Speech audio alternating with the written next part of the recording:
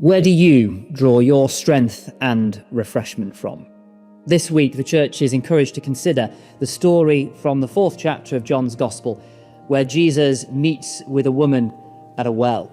She's a Samaritan woman, a slightly different ethnic group than Jesus. She's an outsider. More so than that, she's clearly been ostracised by her community. She's drawing water from a well in the heat of the day alone. Nobody else will be out at that time. She's a woman of ill repute.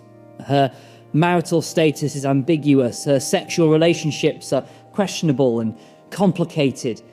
She's obviously made very poor decisions throughout her life, and now, socially at least, is paying the price for it.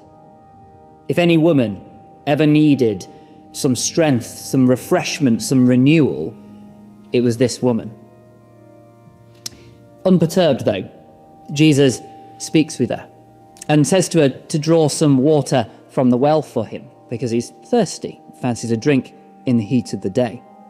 This starts a conversation between the two of them, a bit of a back and forth about the well and her status and his status. And after a while, it's clear they're no longer talking about water anymore. The water from the well has become a metaphor.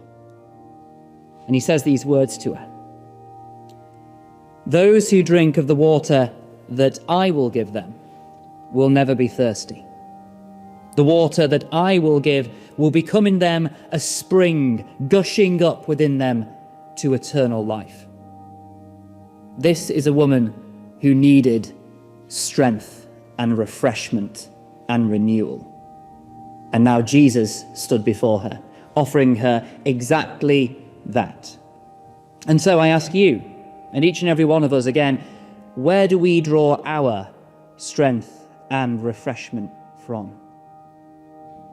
Like the water from the well, it will quench our thirst for a while, but we'll be thirsty again soon. Such are the opportunities the world gives to us. Such are the prescriptions that the world gives to us.